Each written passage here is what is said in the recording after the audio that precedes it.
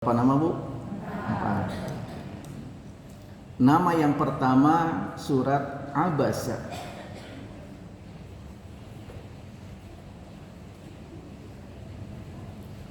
Sebagaimana pada ayat yang pertama. Abasa.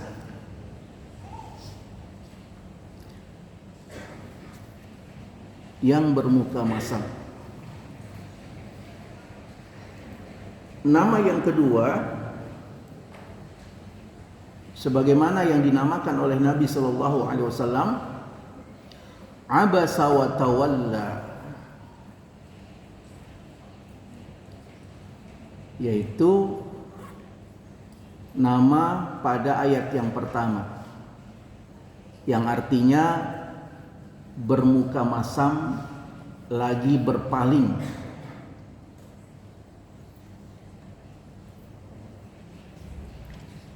Penyebutan ini lebih menggoreskan perasaan yang tajam bagi Nabi Shallallahu Alaihi Wasallam yang sangat sensitif.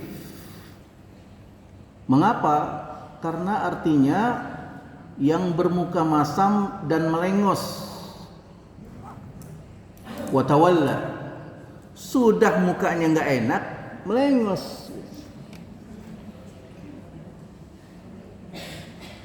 Kita diperlakukan kayak begitu di masjid ini, rasanya Bekasi itu sempit sekali. Bermuka masam lagi melengos. Mengapa? Sebagai teguran kepada Nabi Shallallahu Alaihi Wasallam yang sangat sensitif hatinya.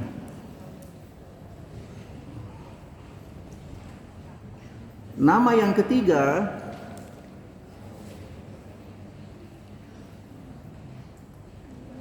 disebutkan surat Al-A'ma.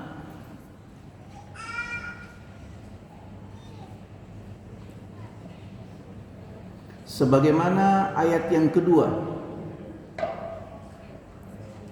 Anja'ahul A'ma, maka dinamakan surat Al-A'ma, yaitu orang yang tunanetra, orang yang buta.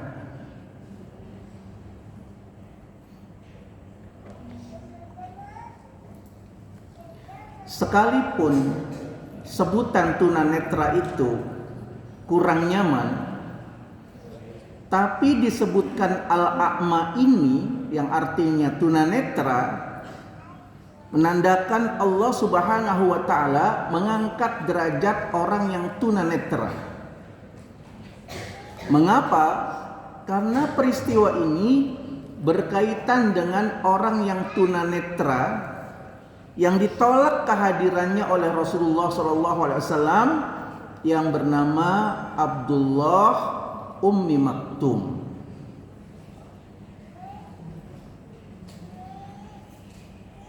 Sehingga walaupun surat ini dinamakan Al-A'ma, tapi mengangkat derajat orang-orang yang buta, karena ini merupakan teguran Allah kepada Nabi disebabkan tidak berkenannya Nabi menerima mereka, menerima Abdullah Ummi Maktum.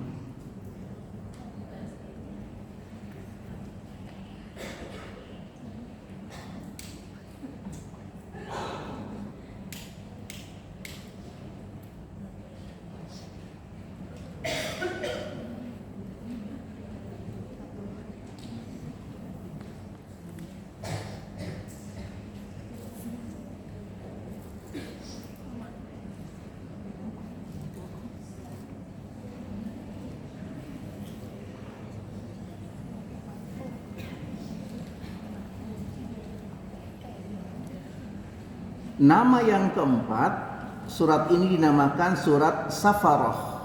Surat Safarah.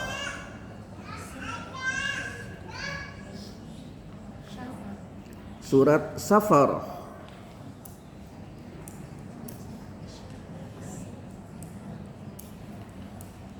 Safarah ini artinya malaikat yang membawa Quran. Malaikat yang membawa Quran.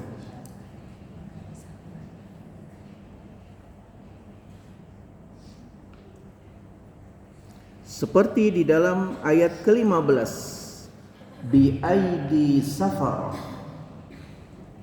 Bi'aidi safar. Sehingga disebutkan surat Safar.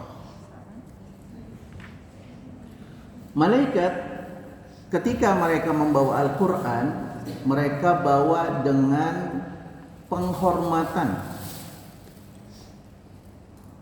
dan kemuliaan Al-Quran. Makanya mohon maaf ya Bapak dan Ibu sekalian yang dimuliakan Allah Subhanahu wa taala, kalau bawa Quran itu bedakan dengan bawa buku. Kalau bawa buku boleh kita tenteng-tenteng gini. Tapi kalau bawa Quran, karena dia adalah kitab wahyu Allah yang disucikan, dimuliakan, dibawa, didekap di lehernya, itu di dadanya. Nah, sehingga malaikat pembawa Quran ini mengajarkan kepada diri kita bagaimana menghormati dan memuliakan Quran. Sehingga tidak ditaruh di lantai yang di bawah kita. Misalnya kita duduk, tapi kita taruh di bawah gitu. Tinggikan Al-Quran. Itu sebagai bentuk menghormati dan memuliakan Al-Quran. Kadang-kadang saya sedih sekali kalau melihat Al-Quran bergeletakan di masjid. Biasanya habis taraweh, habis subuh pada baca Quran, tapi tidak diletakkan kembali di tempatnya. Sehingga para ulama-ulama kita terdahulu ketika mereka disebutkan bagaimana memuliakan Al-Quran, begitu sangat wajar. Misalnya setelah mereka menggunakan Al-Quran, mushaf, lalu mereka cium Al-Qurannya, lalu diletakkan yang lebih mulia. Mengapa? Karena diajari oleh malaikat Safaroh. Siapa malaikat Safaroh itu? Malaikat pembawa Quran.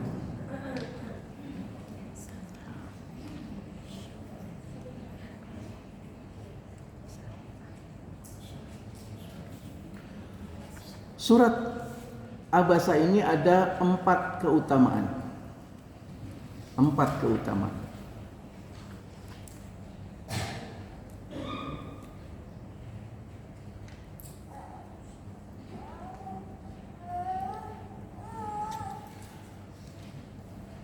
Keutamaan yang pertama, siapa yang membaca surat Abasa, maka Allah bangkitkan dari kuburnya dalam keadaan bahagia. Disebutkan oleh Nabi SAW, siapa yang membaca surat Abasa wa Tawalla, maka ia keluar dari kuburnya di hari kiamat dengan bahagia.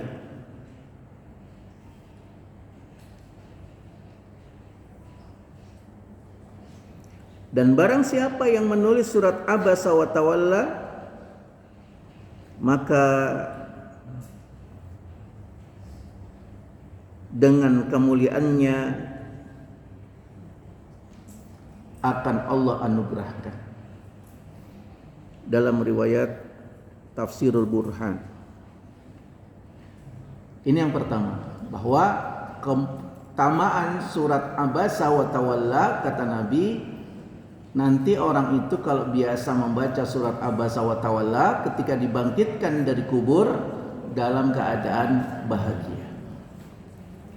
Keutamaan yang kedua,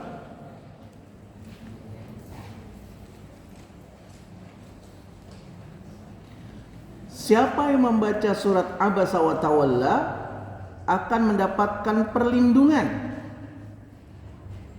dan dimasukkan ke dalam surga.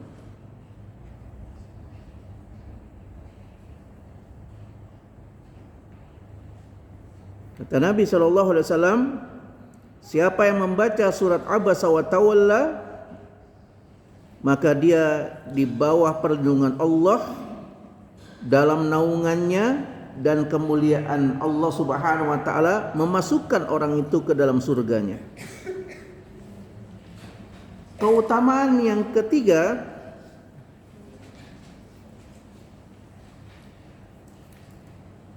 Abu Bakar Siddiq radhiyallahu an membiasakan membaca surat Abasa wa Tawalla dalam safar, dalam berpergian. Orang-orang bertanya, kenapa engkau membaca surat Abasa wa Tawalla dalam berpergian, ya Abu Bakar? Kata Abu Bakar, ini untuk perlindunganku dalam perjalanan. Jadi membaca Abasa wa Tawalla melindungi perjalanan. Dan yang keempat, surat ini termasuk surat Al-Mufassal. Surat Al-Mufassal. Surat Al-Mufassal itu surat yang isi kontennya tidak terdapat dalam kitab suci yang lain. Begitu. Karena kemuliaan umat Nabi Muhammad SAW, maka ada surat-surat yang isi dan muatannya tidak terdapat dalam kitab-kitab suci yang lain. Di antaranya surat Abasa wa Tawalla ini.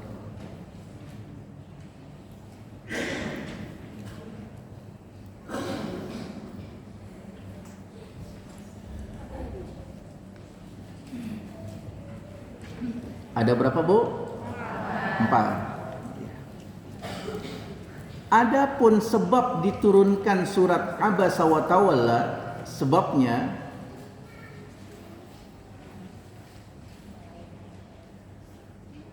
ketika Nabi Shallallahu Alaihi Wasallam sedang kedatangan para bangsawan Quraisy, para tokoh, para pejabat, para penguasa. Di saat bersamaan datang orang buta yang level strata sosialnya biasa saja.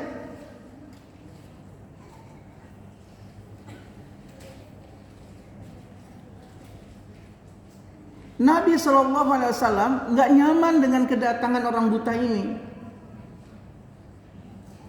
Sedang serius-seriusnya orang buta itu minta, ya Rasulullah, ajarkan saya Islam.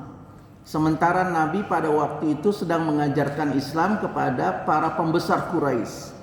Ada Abu Jahal di situ, ada Utbah di situ, ada Umayyah di situ, ada Rabi'ah di situ. Nabi tidak berkenan, sehingga kemudian Nabi memalingkan wajah, lebih fokus kepada para pembesar Quraisy itu.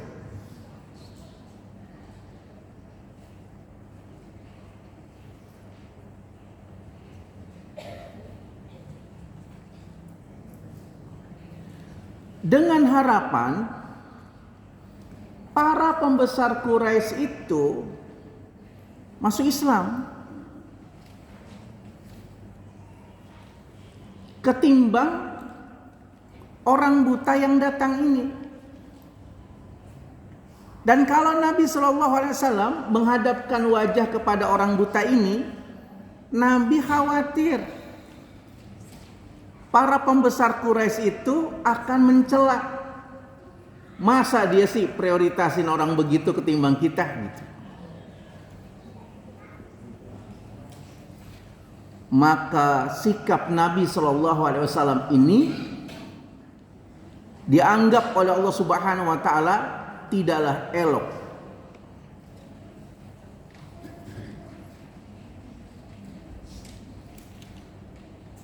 Ini pertanyaan. pada jamaah sekalian, ibu dan bapak sekalian. Ibu sedang menghadapi tokoh. Lalu datang tuh orang biasa-biasa, buta lagi gitu. Mana yang ibu prioritaskan? Tokoh. Manusiawinya begitu, tokoh. Pasti. Kenapa? Karena ada level tertentu dalam kehidupan masyarakat. Dalam kehidupan masyarakat, bahwa level kemuliaan itu kalau memang orang itu punya jabatan.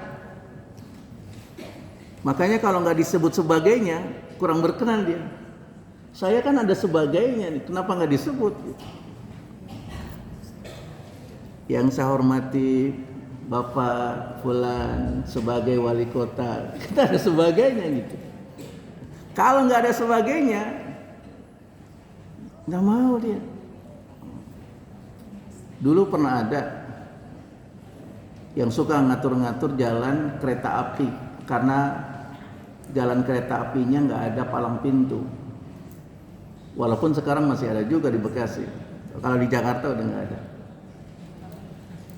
Nah, seringnya terjadi kecelakaan, sudah dijaga kecelakaan juga gitu. Kenapa? Karena nggak dianggap tuh orang yang ngatur lalu lintas itu. Ada yang inisiatif, dikasihlah baju banpol,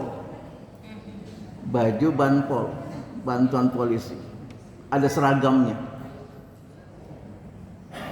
Wah, mulai deh jagain jalannya lebih disiplin. Akhirnya orang-orang mulai turut, orang-orang mulai mengikuti aturan yang ditetapkan oleh banpol ini. Lama-kelamaan dia senang dengan baju seragamnya itu dan diletakkan, disematkan sebagainya. Ada sebagai gitu. Nah, ditegur temennya, nggak mau dia, malah dia mulai ngos. Kamu nggak tahu saya sebagai, katanya. Sehingga kata teman-temannya, mentang-mentang sebagai, mentang-mentang sebagai. Nah, Allah Subhanahu wa taala menegur Rasulullah sallallahu alaihi wasallam. Jangan mentang-mentang menghadapi para pembesar Quraisy, lalu ada orang yang datang minta diajarkan Islam, bermuka masam, nggak suka karena levelnya level biasa saja di tengah masyarakat. Apalagi kemudian watawalla. Maka Allah Subhanahu wa taala tegur Rasulullah sallallahu alaihi wasallam surat Abasa ini, yang tegurannya dari ayat pertama sampai ayat ke-12. Abasa wa tawalla an ja'ahul a'ma wa ma yudrika la'allahu yazakka aw yadhakkara fatanfa'ahu dzikra amma man istagna fa anta lahu tasadda wa ma 'alaika alla yazakka wa amma man ja'aka yas'a wa huwa yakhsha fa anta 'anhu talaha kalla innaha tadhkirah faman syaa'a dzakara. Allah Subhanahu wa taala menegur Rasulullah sallallahu alaihi wasallam dari ayat pertama sampai dengan ayat ke-12.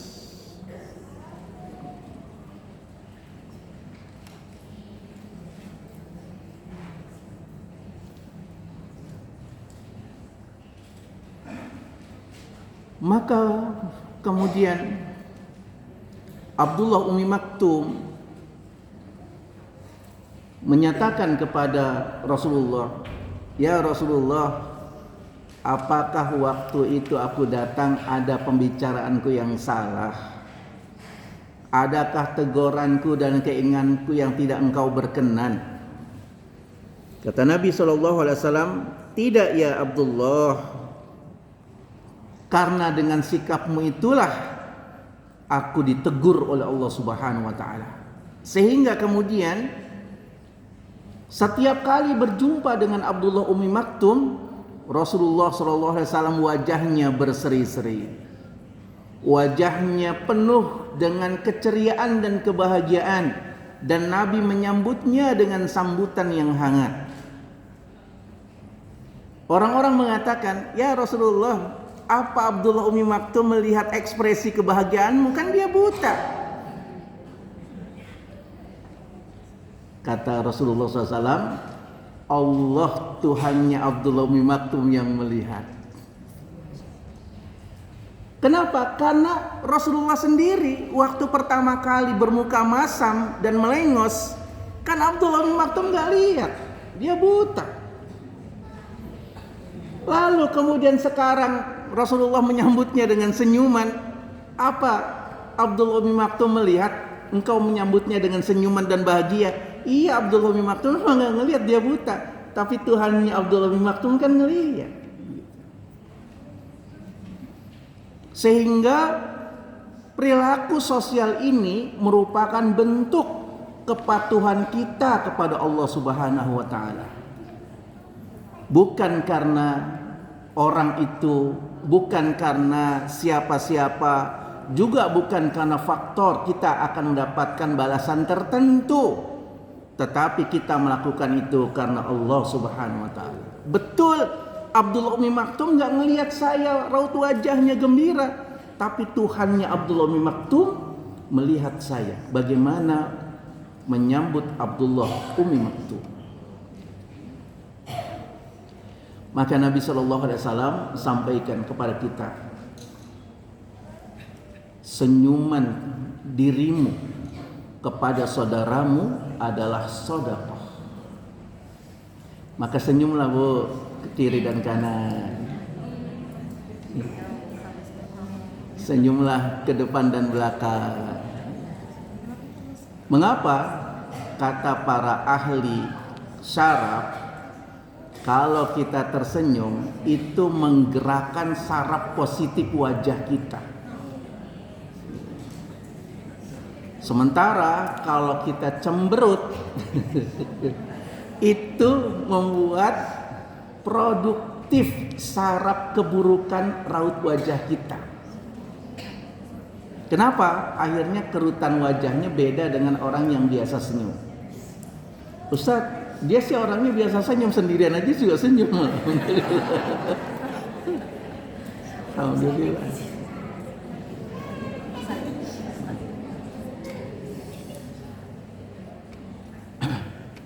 Saya sangat kagum dengan salah seorang ulama di sekitar sini. Namanya Habib Muhammad Fad'a. Allah yarham. Sudah meninggal dunia pada tanggal 31 Desember 2023. Baru yang lalu. Yang membuat saya kagum itu beliau itu wajahnya mudah senyum, dengan ketemu siapa saja mudah senyum. Dan satu hal yang saya belum bisa contoh beliau itu,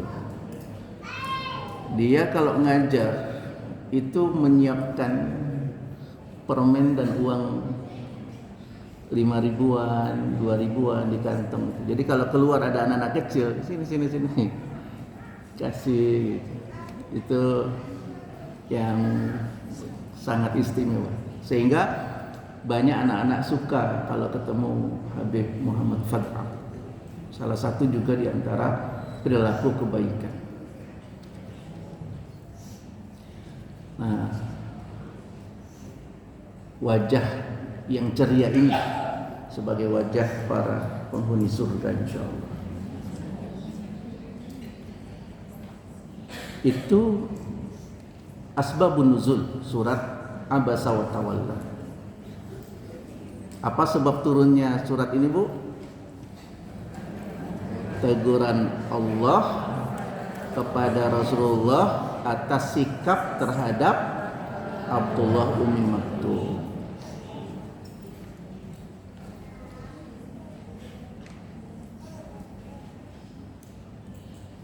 Surat ini secara global ada 5 tema Surat ini secara global ada 5 tema.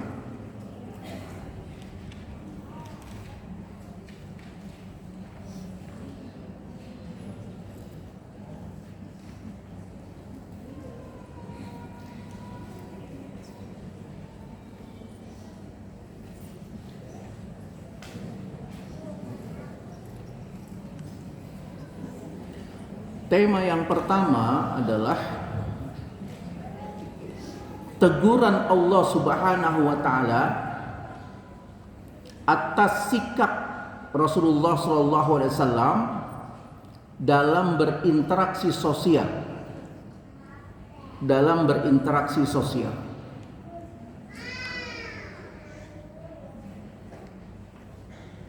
Apalagi untuk mendapatkan penjelasan agama,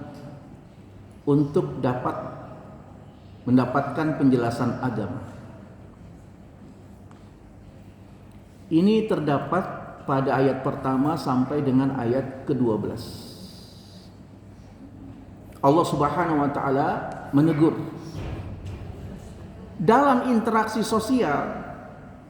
Setiap orang punya kehormatan, kemuliaan, dan kedudukan, baik yang hidup maupun yang mati. Dan itu merupakan bentuk kemuliaan ajaran Islam. Suatu ketika ada jenazah orang Yahudi lewat di depan rumah Nabi.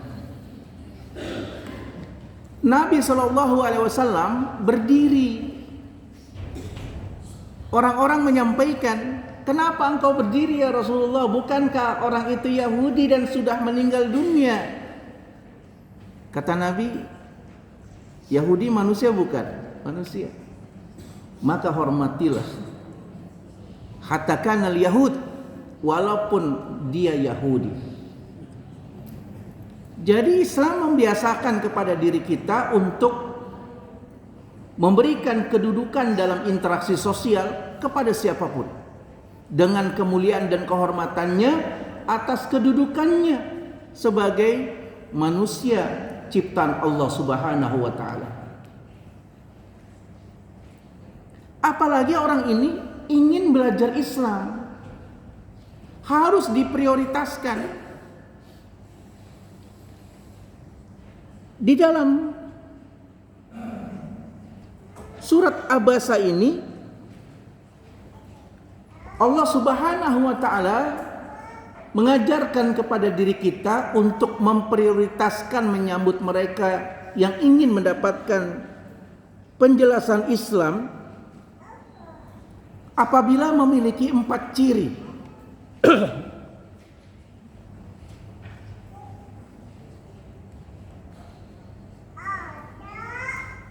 Ciri yang pertama,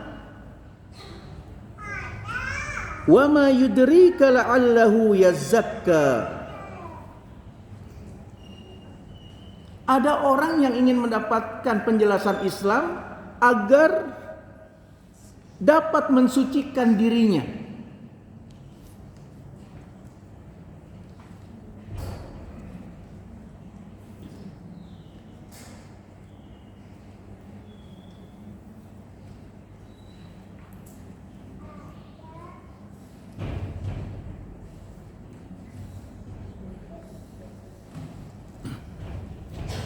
Jadi dia masuk Islam, mendapatkan pengajaran Islam bukan karena faktor yang lain, tapi memang ingin mensucikan dirinya dengan agama Islam. Ini harus diprioritaskan. Walaupun secara strata sosialnya rendah, tapi dia ingin membersihkan dirinya dengan Islam. Sementara para penguasa, para bangsawan, mereka masuk Islam itu punya faktor-faktor tertentu. Ada tendensi-tendensi yang lain. Maka orang-orang yang ingin mensucikan dirinya dengan Islam harus diprioritaskan mendapatkan sambutan. Yang kedua, Dia ingin memberikan manfaat dan mendapatkan manfaat dengan Islam. Au yadzakkara fatanfa'ahu dzikra.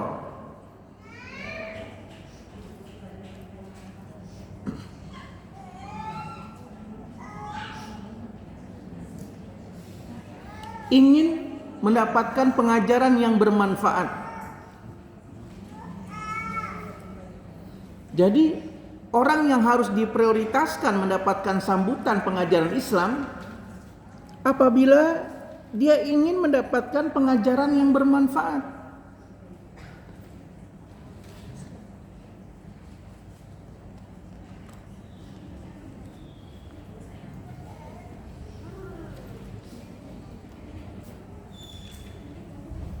Ibu dan bapak sekalian yang dimuliakan Allah Subhanahu wa taala, maka manfaat apapun yang didapatkan seseorang di majelis ilmu diberikan ruang seluas-luasnya.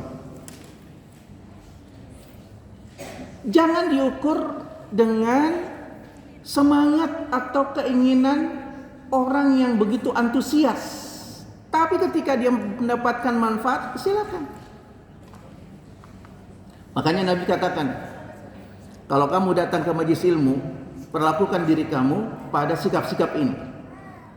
Jadilah kamu pengajar. Wah, jadi pengajar berat.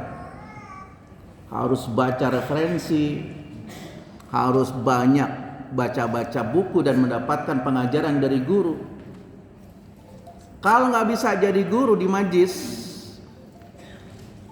maka Nabi katakan jadilah pembelajar. Jadi pembelajar juga berat. Harus menyerap ilmu. Kalau tidak bisa jadi pembelajar, jadilah orang yang mendengar pelajaran. Kun aliman, au muta'alliman, au sami'an, jadi pendengar. Ternyata menguatkan diri menjadi pendengar juga nggak gampang. 15 menit kita bisa menjadi pendengar, 15 menit kemudian kita didengar. 15 menit serius gitu. 15 menit kemudian kita didengar. Tuh, udah ada suaranya tuh. Ternyata nggak mudah juga. Makanya kalau memang nggak bisa jadi pendengar yang baik, kata Nabi, jalisan, nggak apa-apa deh. Duduk tidur juga nggak apa-apa, duduk tidur. Datang ke majelis ilmu, duduk dengar langsung tidur nggak apa-apa, kata Nabi. Dia mendapatkan manfaat kenyamanan di majelis ilmu. Ibu bapak sekalian yang dimuliakan Allah Subhanahu wa taala, tidur tenang itu mahal. Kalau bisa dibeli tidur tenang itu, akan banyak orang beli. Sebab ternyata beli spring bed yang mahal tidak menghasilkan tidur yang tenang. Ada nih spring bednya bagus, mahal, empuk, sudah dibeli ratusan juta, nggak bisa tidur nyenyak juga. Tapi ada orang duduk di pengajian baru 5 menit sudah tidur. Nyaman banget gitu. Makanya kata guru saya, kalau hati dalam keadaan resah, datanglah ke masjid. Untuk apa? Dengerin pengajian. Nanti dengar pengajian juga tenang hatinya, ngantuk-ngantuk tidur. Kata Nabi SAW, tidak apa-apa, itu mendapatkan manfaat di majelis ilmu. Makanya ketika murid-murid Imam Syafi'i rahimahullah tertidur, dia biasa saja. Karena Imam Syafi'i pernah di majelis gurunya tertidur. Tapi karena beliau adalah ulama, sehingga ketika dia tertidur di majelis gurunya, bermimpi sedang ngaji sama gurunya. Luar biasa itu. Hebat sekali itu. Sehingga ketika bangun nyambung tuh. Nyambung ditanya langsung Sarga bisa jawab gitu. Makanya kalau saya lihat ada murid-murid yang hadir tidur di majelis ilmu, saya berharap tidurnya seperti Imam Syafi'i. Mimpinya sedang ngaji. Subhanallah. Jadi orang yang diprioritaskan untuk mendapatkan pengajaran agama yang kedua adalah mereka yang bisa mendapatkan manfaat dalam pengajaran agama itu. Sebesar-besar manfaat.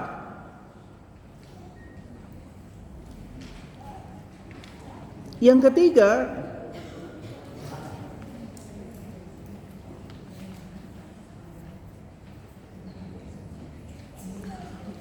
orang yang diprioritaskan mendapatkan ilmu ketika dia bersegera untuk menikmati dan mengamalkan ilmu. Menikmati dan mengamalkan ilmu.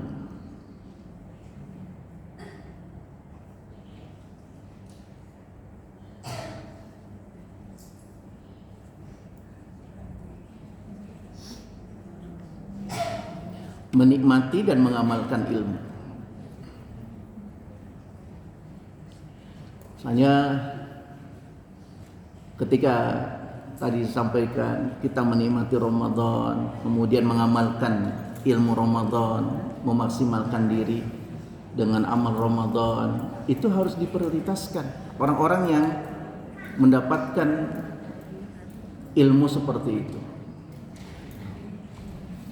Ibu dan bapak sekalian yang dimuliakan Allah Subhanahu wa taala, kalau kita menikmati ilmu dan berupaya untuk mengamalkannya, ada peringkat kebaikan pada diri kita.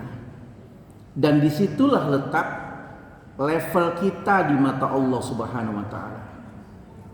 Level seseorang di mata Allah Subhanahu wa taala, Allah lihat dan perhatikan berapa persentase kenikmatan dia dalam berislam dan berupaya untuk mengamalkannya. Ini ada hadis berkaitan dengan Ramadan. Mudah-mudahan menjadi motivasi buat kita semua, termasuk saya. Thalha bin Ubaidillah, salah seorang sahabat Nabi yang dijamin masuk surga ketika hidup. Thalha bin Ubaidillah ini melihat ada dua orang dari kampung Bali. Ini kampung Bali Jazirah Arab, dari suku Quda'ah. Sukunya Quda'ah. Masuk Islam di hadapan Nabi. Dua orang. Dari dua orang itu, yang satu semangat sekali berjihad dan yang satu biasa saja. Akhirnya yang satu yang semangat berjihad mati syahid. Nah, yang satunya lagi meninggalnya belakangan, setahun kemudian baru meninggal. Thalha bin Ubaidillah bermimpi. Dalam mimpinya itu dia ada di depan pintu surga. Membuat dia kaget, kiri dan kanan dia diapit oleh dua orang dari kampung Bali suku Quda'ah itu yang masuk Islam di hadapan Nabi. Ada kamu nih. Gak lama kemudian pintu surga terbuka. Keluarlah malaikat penjaga pintu surga. Lalu malaikat penjaga pintu surga menunjuk orang yang mati 1 tahun setelah orang yang pertama meninggal dunia. Kamu ikut saya, kita masuk surga. Subhanallah. Enak banget tuh. Kamu ikut saya masuk surga. Coba kalau dibilang, kamu ikut saya petugas KPK masuk ke penjara. Itu nggak bisa, macam-macam tuh kalau begitu. Ini enak banget malaikat penjaga surga, kamu ikut saya masuk surga. Nggak lama kemudian keluar lagi penjaga surga itu dan menyampaikan kepada orang yang meninggal pertama kali, orang yang mati syahid. Kamu ikut saya masuk surga. Maka orang yang mati syahid ini masuk surga. Gak lama kemudian malaikat penjaga itu keluar lagi, langsung ketemu Thalha bin Ubaidillah. Kamu belum saatnya. Kamu belum saatnya. Pulang, kata malaikat. Kaget disuruh pulang, bangun langsung. Kalau nggak bangun keterusan tuh. Langsung bangun. Dia ceritakan mimpinya ke orang-orang. Saya bermimpi gini. Ketemu malaikat penjaga surga di depan pintu surga. Lalu diapit oleh 2 orang dari kampung Bali kiri dan kanan itu. Ternyata yang masuk surga pertama adalah orang yang meninggalnya belakangan. Cerita itu sampai kepada Nabi. Kata Nabi, apa yang membuat kalian heran? Apa? Ya Rasulullah, kami heran. Kenapa kok yang masuk surga pertama bukan orang yang mati syahid? Tapi kok yang masuk pertama kali orang yang meninggal belakangan itu? Kata Nabi, yang meninggal belakangan kan hidup 1 tahun setelah yang meninggal pertama. Iya. Nah, dalam 1 tahun itu orang yang meninggal belakangan ini kan dia mendapatkan Ramadan. Iya. Dia puasa Ramadan. Iya. Dia salat di malam bulan Ramadan. Iya. Dia bertilawah di bulan Ramadan. Iya. Iya, bedalah timbangan derajat dan kebaikannya orang yang menikmati Ramadan dengan orang yang tidak menikmati Ramadan. Kata Nabi SAW, "Fama bainahuma ab'adu kama baina sama wal ard." Tidaklah sama orang yang menikmati Ramadan dengan orang yang tidak menikmati Ramadan bagaikan langit dan bumi. Nah, makanya kalau kita sudah dapat Ramadan, nikmati Ramadan. Jangan dihitung. Ini hari keberapa? Nikmati saja. Orang yang nikmati nggak akan menghitung. Orang yang menikmati nggak akan tanya kapan ya buka puasa, nggak akan tanya dia. Dia nikmati saja Ramadan. Orang yang menikmati Ramadan, enjoy saja dengan Ramadannya, bahagia dengan Ramadannya, sama seperti sahabat ini. Maka ini menjadi prioritas kalau ada orang yang memang ingin mendapatkan upaya mengamalkan ilmunya. Itu yang ketiga. Yang keempat, orang yang diprioritaskan untuk mendapatkan pengajaran agama adalah orang yang takut terhadap azab Allah. Takut terhadap azab Allah.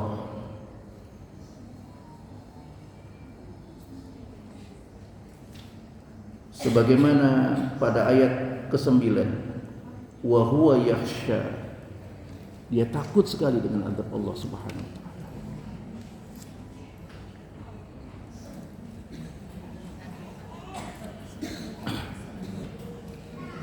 Nah, ibu bapak sekalian yang dimuliakan Allah Subhanahu wa taala, inilah 4 watak, karakter, tabiat, perilaku orang yang harus diprioritaskan mendapatkan pengajaran agama. Jangan diukur dengan kedudukan sosial. Walaupun kedudukan sosialnya biasa saja, walaupun kedudukan sosialnya di bawah masyarakat secara rata-rata, kalau memang memiliki 4 perilaku begitu, harus diprioritaskan. Datang pengen ngaji, saya pengen ngaji, ayo.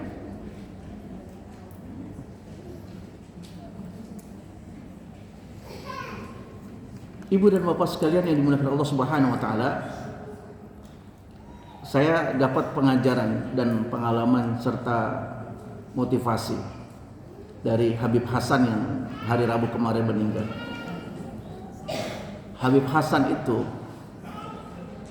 siapa saja yang mau belajar Islam, dia ladeni, jauh ke segala macam. Siapa saja yang mau belajar Islam, dia terima dengan baik, walaupun dia difitnah macam-macam. Beliau terima dengan lapang hati, dijelekin, diperlakukan tidak baik, Habib Hasan terima saja.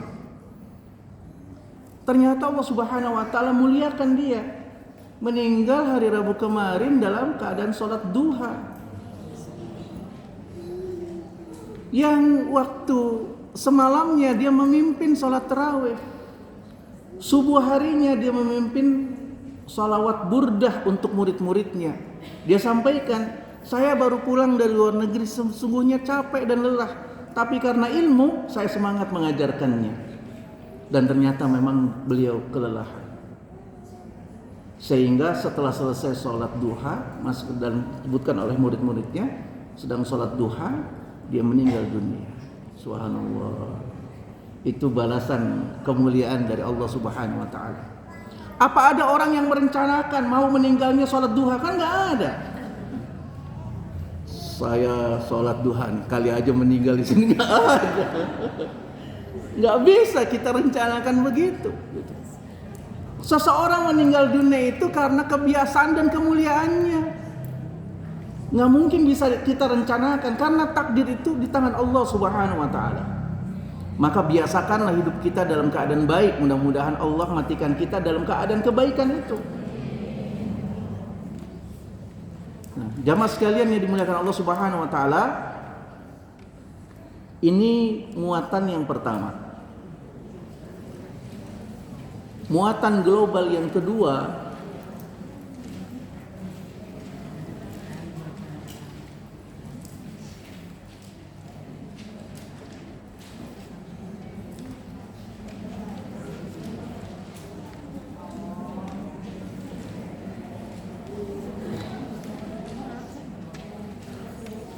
tentang nilai dan pentingnya memperlakukan Al-Quran.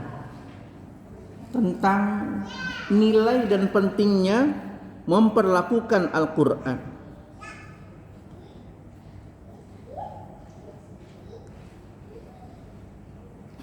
Dari ayat 13 sampai dengan ayat 16. Fi suhufim mukarramah marfu'atim mutahharah bi aidi safarah kiramim bararah. Fi suhufim mukarramah. Al-Quran itu merupakan suhuf yang Allah muliakan. Makanya saya diajarkan oleh guru saya, kalau baca Quran, bacalah dengan mushaf.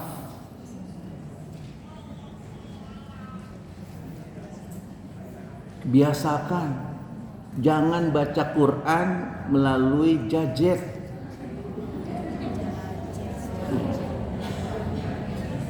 Walaupun gadget kita, HP kita, memorinya besar dan bagus, ada Al-Qur'annya di dalamnya, beda kalau membacanya dengan mushaf.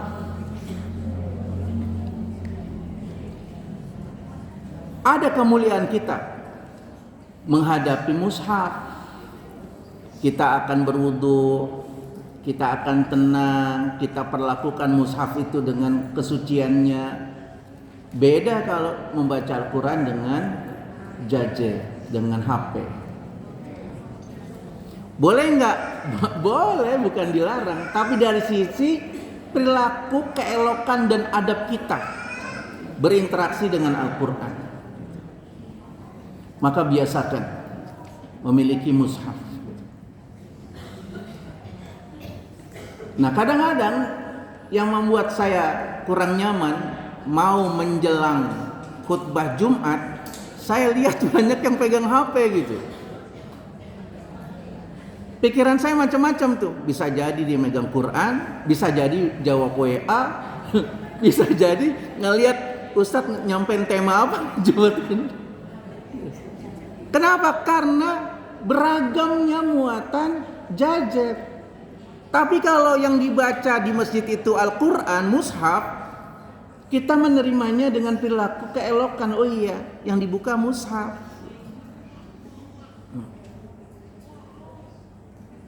Marfu'atim mutahharah. Al-Quran itu tinggi dan suci. Maka ada adab-adab ketika kita berinteraksi dengan Al-Quran. Tinggikan Al-Quran, baik ketika kita memegangnya, ketika kita membacanya, maupun ketika kita berinteraksi dengannya. Dan dia merupakan mutahharah, sehingga jangan sampai berserakan. Biaidi safarah, yang dibawa oleh malaikat pembawa Al-Quran, mengajarkan adab dan perilaku. Kiramim bararah, malaikat-malaikat yang mulia dan berbakti ini mengajarkan interaksinya dengan Al-Quran. Oleh karena itu, interaksi dengan Al-Quran itu merupakan saat-saat yang dinanti oleh orang-orang yang beriman dengan penuh kecintaan, karena tanda orang itu ingin diajak bicara sama Allah kalau ada keinginan besarnya membaca Al-Quran. Jadi ibu sekalian, kalau tanda ibu mau diajak bicara sama Allah Subhanahu wa taala, itu ibu punya keinginan baca Quran. Kalau ibu punya keinginan baca Quran, itu tandanya Allah pengen bicara dengan ibu. Tapi kalau kita tidak membaca Al-Quran dengan alasan sibuk, maka bisa jadi Allah tidak ingin bicara dengan kita. Auzubillah min dzalik. Makanya kalau ada orang, apalagi di Ramadan, tidak membaca Quran, rugi sekali. Rugi. Imam Syafi'i rahimahullah ta'ala baca Al-Quran di Ramadan sampai 60 kali. Dan menurut saya wajar, logis. Karena speed orang yang hafal Quran, satu juz itu antara 15 sampai 20 menit. Kalau hafal, masalahnya kan kita ya tak dalam baca Quran. Ya tak itu artinya terbata-bata bacanya gitu. Sehingga mempengaruhi speed dalam membaca. Nah, orang yang hafal Quran 15 sampai 20 menit, maka 10 jam sudah hatam baca Al-Quran.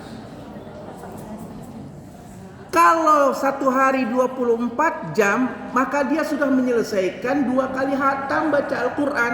Sisanya 4 jam untuk istirahat. Jadi kenapa Imam Syafi'i menyelesaikan 60 kali? Logis, dia penghafal Quran. Nah, paling tidak kita punya target dengan Ramadan ini. Kata Nabi, target sahabat yang paling malas di bulan Ramadan itu 1 kali hatam. Itu pernyataan mereka, man aksal minna yaqra'ul Qur'ana juz'an kulla yaum. Orang yang paling malas di antara kami menyelesaikan baca Al-Qur'annya di Ramadan 1 kali hatam. Artinya, jangan sampai nggak hatam baca Al-Quran di Ramadan. Nggak apa-apa, dapat level paling malas nggak apa-apa. Kamu paling malas 1 kali hatam di Ramadan, nggak apa-apa, yang penting hatam.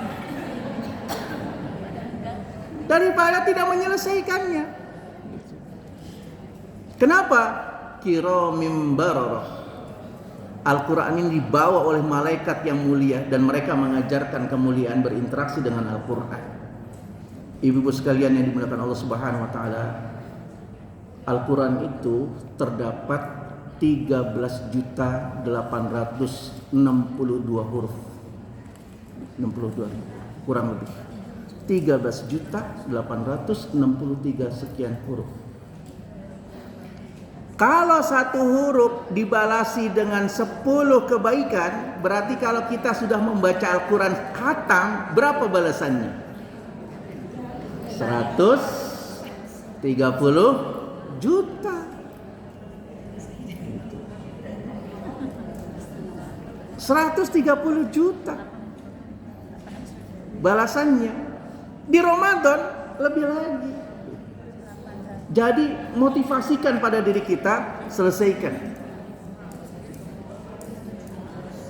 Nah, Allah Subhanahu wa taala mengingatkan kepada diri kita tentang bagaimana memperlakukan Al-Quran pada poin yang kedua surat Abasa ini. Muatan yang ketiga surat Abasa wa Tawalla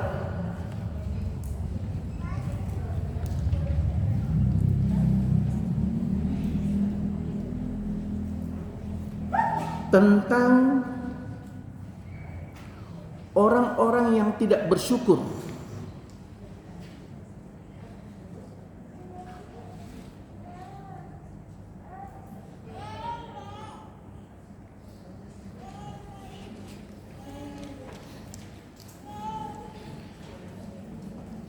Dari ayat ke-17 sampai ayat 23.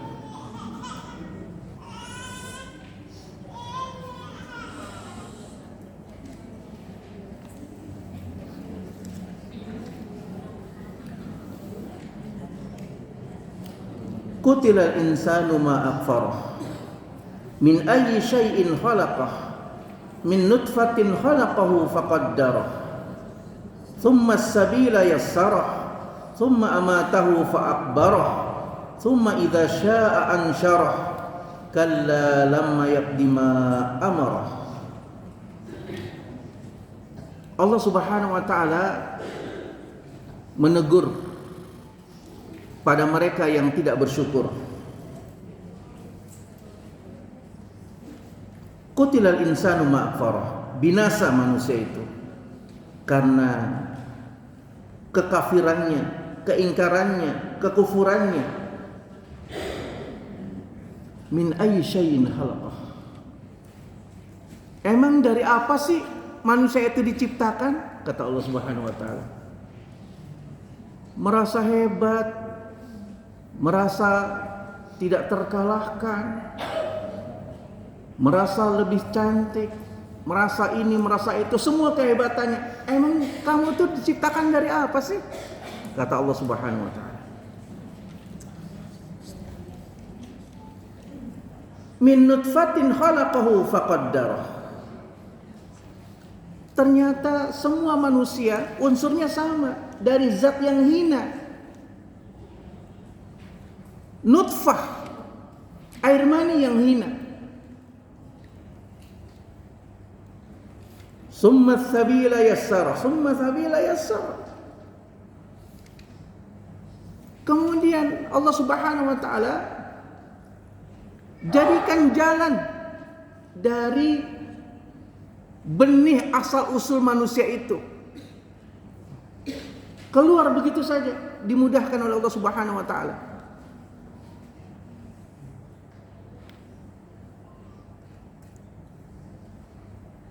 Summa amatahu fa'akbarah.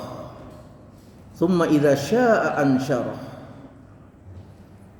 Hadirin ibu dan bapak sekalian yang dimuliakan Allah Subhanahu wa taala, Allah menyampaikan, apa sih yang membuat kalian sombong, pongah? Kan kalian semuanya diciptakan itu dari setetes air yang hina. Dikeluarkannya pun mudah. 9 bulan keluar mudah. Kata Allah Subhanahu wa taala. Langsung mencari jalannya untuk keluar. Setelah itu dikasih fasilitas yang ada di sekitar dirinya. Mudah, kata Allah Subhanahu wa taala. Sampai kemudian cita-citanya pun terpenuhi. Mudah, kata Allah Subhanahu wa taala, enggak ada halangannya. Apa sih yang kalian membuat dirinya tidak mau tunduk sama Allah? Allah Subhanahu wa taala tanya itu kepada diri kita.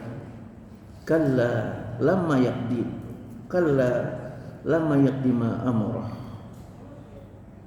Kenapa sih nggak mau diperintah sama Allah Subhanahu wa taala? Ini teguran Allah Subhanahu wa taala kepada diri kita bahwa kita itu adalah makhluknya Allah. Bukan kita yang menentukan kehidupan diri kita sendiri, juga bukan diri kita yang menentukan kehidupan orang lain, juga bukan diri kita yang hebat. Allah yang atur semua itu untuk diri kita. Maka Allah Subhanahu wa taala ceritakan lengkap tentang orang-orang yang membangkang untuk menjadi pelajaran. Dulu ada orang yang hebat banget, namanya Namrud.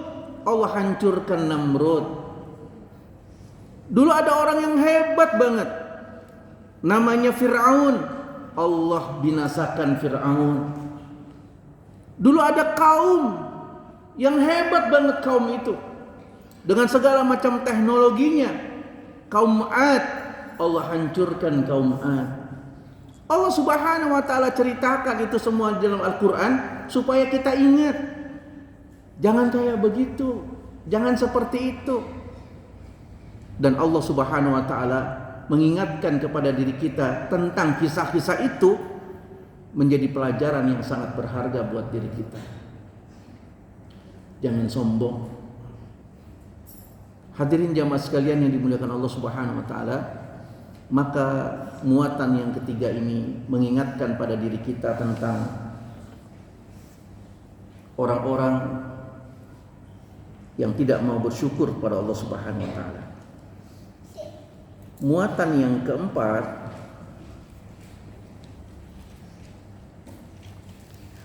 tentang kenikmatan yang Allah anugerahkan kepada diri kita.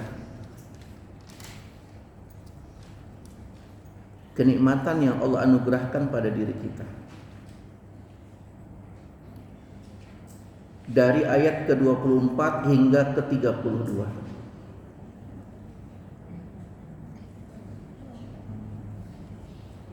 Falyanzuril insanu ila ta'amih anna sababnal ma'a sabba thumma syaqaqnal arda syaqqa فأنبتنا فيها حبا وعنبا وقضبا وزيتونا ونخلا وحدائق غلبا وفاكهة وأبا متاعا لكم ولأنعامكم. Allah Subhanahu wa ta'ala memberikan kepada diri kita dengan segala macam kenikmatannya, sehingga kandungan yang keempat ini Allah menyampaikan tentang kenikmatan-kenikmatan yang kita rasakan. Kata Allah Subhanahu wa ta'ala, coba lihat makananmu tuh, coba lihat. Falyanzuril insanu ila ta'amih. Makanan yang kita makan itu perjalanannya nggak ujuk-ujuk langsung jadi makanan, enggak. Nasi misalnya nggak ujuk-ujuk jadi nasi langsung, perjalanannya panjang. Dari bibit, dari benih, panjang perjalanannya. Maka Allah Subhanahu wa ta'ala ingatkan itu. Falyanzuril insanu ila ta'amih anna sababnal ma'a sabba thumma saqaqnal arda saqqa fa'ambatna fiha habba wa 'inaba wa qadba wa zaituna wa nakhla wa hada'iqa gulba wa fakihata wa abba mata'an lakum wa li'an'amikum. Allah turunkan hujan, dan ternyata hujan itu ada banyak jenisnya. Ada hujan yang bisa menyuburkan, ada hujan yang bisa menyimpan daya serap, ada hujan yang memberikan pengobatan, ada hujan yang memberikan keberkahan. Saya baca di Google itu, jenis hujan itu ternyata banyak sekali. Taunya kita kan hujan itu satu jenis ya, hujan itu. Makanya ada daerah yang sering hujan tapi nggak subur. Daerahnya sering hujan tapi nggak subur, karena memang hujannya bukan hujan memberikan kesuburan. Tapi ada satu daerah hujannya jarang, hujannya memberikan kesuburan. Nah kalau ada orang yang tahu tuh jenis hujan modelnya kayak begitu, dia pilih-pilih tuh hujannya tuh. Nih hujan yang kayak begini nih saya senang. Gak bisa, Allah yang menjalankan hujannya, Allah yang mengatur awannya. Ada orang yang sehat main hujan-hujanan, tapi ada orang yang kena hujan sedikit sakit. Karena memang jenisnya berbeda.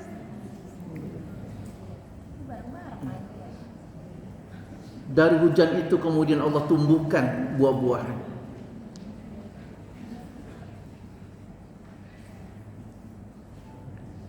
Disebutkan ada biji-bijian, ada anggur, ada sayuran, ada zaitun, ada kurma, ada segala macam. Ibu dan bapak sekalian yang dimuliakan Allah Subhanahu wa taala, kita di Indonesia ini betapa suburnya tanah yang kita dapatkan di Indonesia ini. Makanya guru saya waktu pertama kali datang, guru saya itu salah satu di antaranya orang Sudan, namanya Ali Nawaitu. Nah, Nawaitu itu disematkan oleh gurunya karena dia madhab Syafi'i. Pergi haji dari Sudan ke Mekah itu susah. Dia sampaikan kepada gurunya, saya pengen banget pergi haji dari Sudan ke Mekah. Udah banyak saya lakukan tapi belum berhasil. Kalau kayak kita kan disebutkan, saya pengen haji, belum berhasil. Baca surat Al-Baqarah. Nggak berhasil juga baca surat Al-Had. Nggak berhasil juga baca surat Al-Fatihah. Nggak berhasil juga baca surat tanahnya. Baca itu surat tanahnya tuh.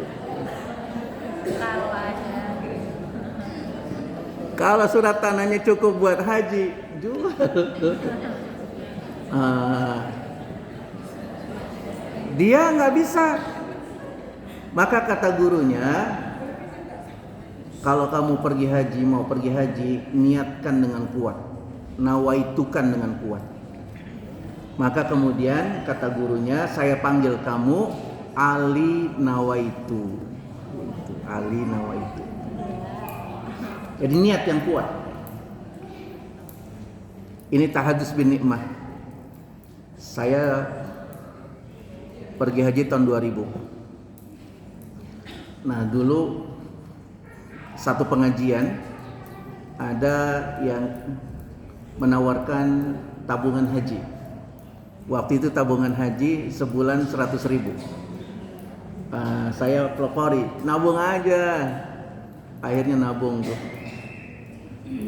1 bulan 100.000. Itu sudah punya niat. Nah kalau kita buktikan punya niat, punya tabungan. Kalau belum punya tabungan itu namanya belum niat. Mau haji enggak? Mau. Punya tabungan? Enggak, itu belum niat. Jadi kalau niat, buka tabungan. Nah saya ajarkan ke anak-anak saya. Karena sekarang batas waktunya pergi haji itu lama jaraknya, punya tabungan, sehingga anak-anak saya punya tabungan untuk haji. Buka tabungan. Nah jamaah sekalian yang dimuliakan Allah Subhanahu wa taala, guru saya ini Syekh Ali Nawaitu, dia datang ke Indonesia. Dia asalnya dari Sudan, datang ke Indonesia, langsung bilang, hadhihi jannah, katanya. Ini surga yang diturunkan di muka bumi ini. Jannah. Itu baru turun di Cengkareng waktu itu. Jannah, surga. Waktu itu Cengkareng masih sepi. Kita bawa pergi ke puncak. Masya Allah. Cuma Masya Allah saja. Bayangkan antara Sudan yang panas itu dengan puncak. Beda jauh. Karena di Sudan itu iklimnya cuma dua, panas dan panas sekali. Datang ke puncak, subhanallah, subhanallah, hadi jannah, hadi jannah. Kita ajak ke taman safari, gembiranya luar biasa guru saya. Langsung diajak bicara tuh binatang-binatang itu. Jadi kita di Indonesia ini harusnya lebih dekat kita, meningkatkan iman kita, karena apa yang digambarkan tentang surga kita lihat di Indonesia. Contohnya Bu, di luar negeri itu pisang cuma buat dimakan langsung. Kita pisang aja macam sangat banyak. Ada pisang khusus untuk dikolak, ada pisang yang dimakan, ada pisang yang direbus, ada pisang yang dibuat keripik. Itu macamnya banyak sekali. Pisang saja judulnya. Di luar negeri pisang cuma satu untuk dimakan saja. Sampai ada yang penasaran mau bikin pisang goreng, nggak matang-matang. Karena pisangnya bukan pisang untuk digoreng. Harusnya kita lebih dekat, lebih yakin terhadap surga. Maka Allah Subhanahu wa taala sampaikan pada poin yang keempat ini. Kenikmatan-kenikmatan yang diberikan oleh Allah Subhanahu wa taala. Ada buah-buahan yang beraneka ragam, ada anggur, ada kurma, ada zaitun, kebun-kebun yang sangat banyak, buah-buahan yang tidak pernah berhenti. Nggak pernah ada musimnya kita di Indonesia ini. Ibu sekalian yang dimuliakan Allah Subhanahu wa taala, kalau kita lihat di pinggir jalan banyak orang yang jual buah. Itu susah kita dapati di negeri yang lain. Dan murah-murah. Beda dengan di negeri yang lain. Susah mereka. Nah, hendaknya itu yang memudahkan kita dekat dengan Allah, bersyukur atas karunia Allah. Mengapa? Karena kita mendapatkan aneka ragam kenikmatan Allah di bumi Indonesia ini. Mata'al lakum wa li'an'amikum. Muatan yang kelima,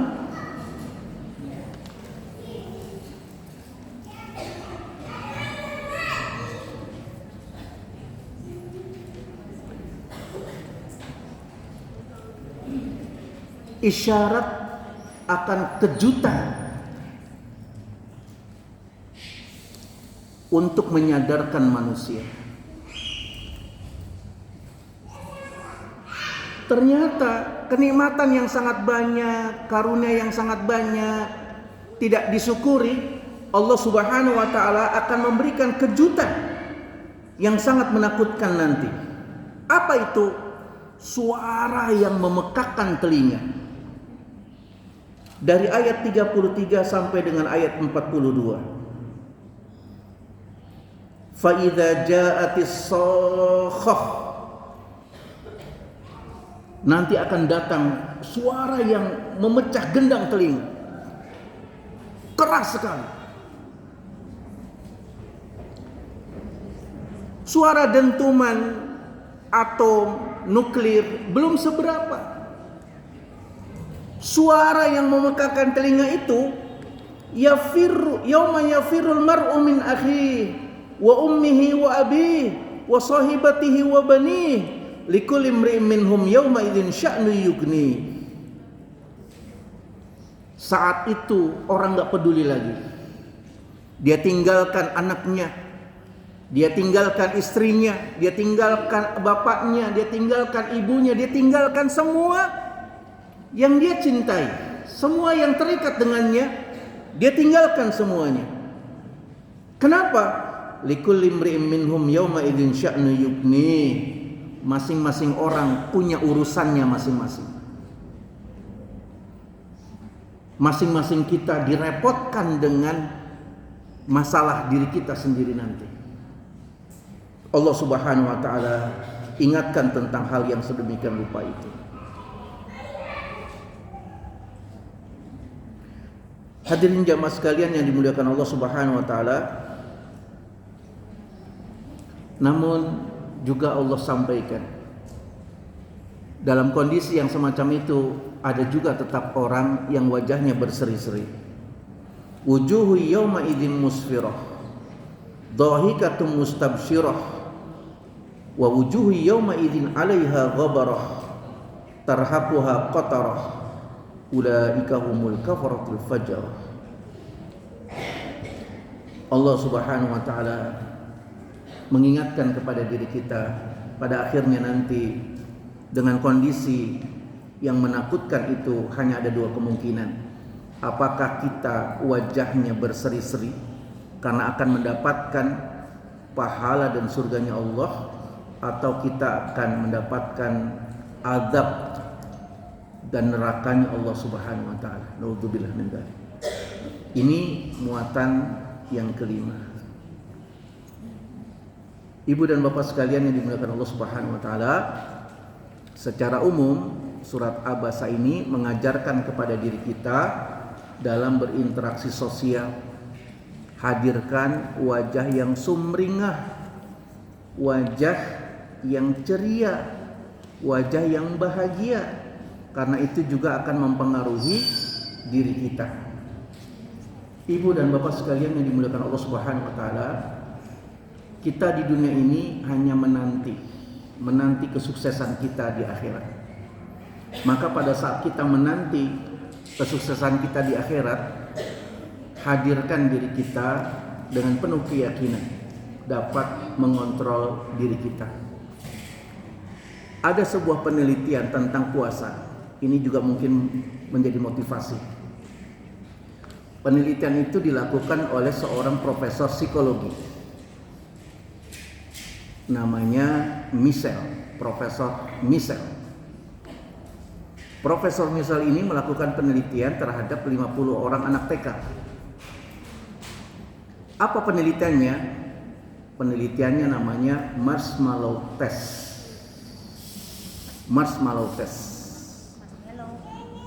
Marshmallow itu adalah permen yang favorit di Amerika.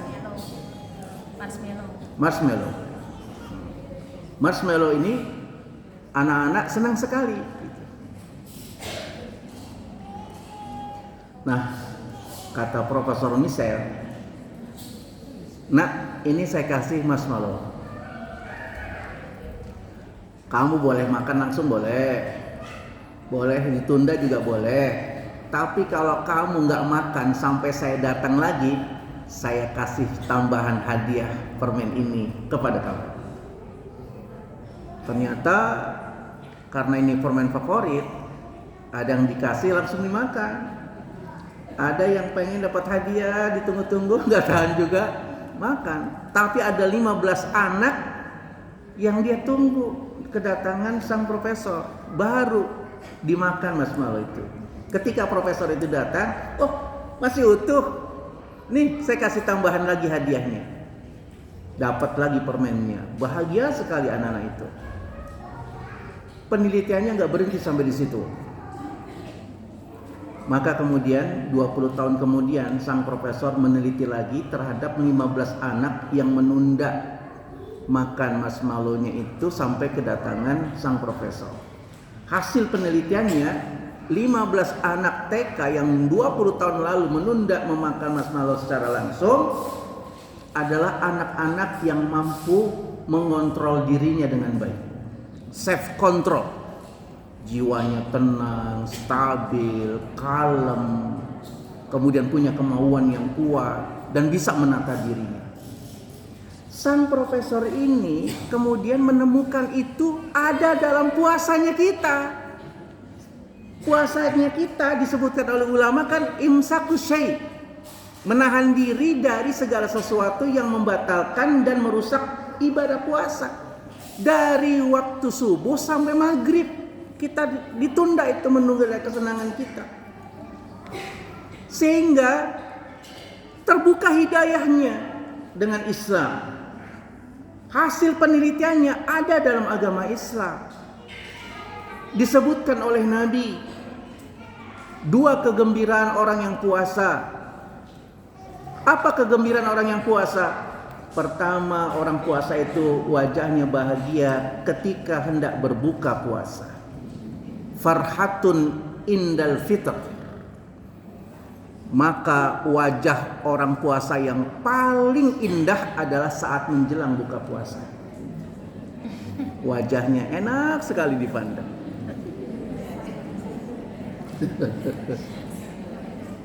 Yang kedua, kata Nabi, orang yang puasa itu akan bahagia ketika dia berjumpa dengan Allah.